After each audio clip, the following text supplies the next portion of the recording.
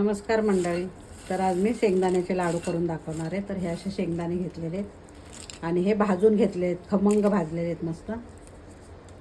थोडेसे हे गरम आहेत, आणखीन गार झाले की मी त्याची साल काढून घेणार आहे आणि नंतर लाडू कसे वळायचे ते मी दाखवते.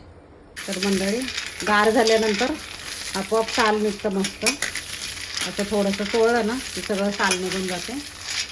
तर हे थोडंसं पाकडून घेते. तर मंडळी, तुम्हाला गोड कसं आवडतं आहे ना त्याच्यावर तुम्ही गूळ घालू शकता. तर मी शेंगदाणे टाकणार आहे मिक्सरच्या भांड्यामध्ये आणि गूळ टाकणार आहे. खूप छान लाडू होतात. तर चालू बंद करत फिरवायचं. आता परत फिरवायचं म्हणजे छान लाडू होतात, मस्त रवाळ.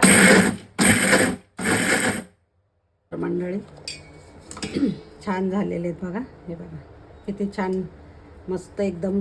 बारीक पण करायचं नाही म्हणजे मग दाताखाली चिटकतात ते जिभेखाली, त्याच्यामुळे असंच रवाळ ठेवायचं मस्त. आता मी दुसरी पण बॅच वाटून घेते.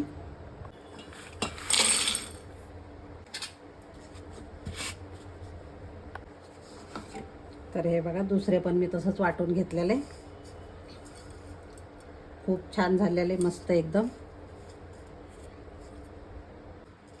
आता छान लाडू बांधून घ्यायचे.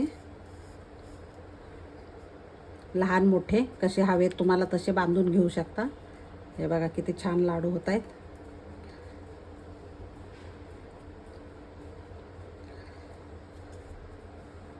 तर मी असे सगळे लाडू बांधून घेते. मंडळी, भरपूर लाडू तयार झालेले आहेत बघा आणि इतके छान झालेले आहेत ना.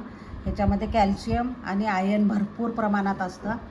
तर तुम्हाला थकवा येणार नाही, काय नाही. रोज एक लाडू खायचा आणि मस्त एकदम छान, अगदी पटकन होतात, झटपट होतात. त्याच्यामुळं खूप छान आहे रेसिपी. तर नक्की ट्राय करा आणि आवडलं तर लाईक, शेअर आणि सबस्क्राईब करायला विसरू नका. धन्यवाद.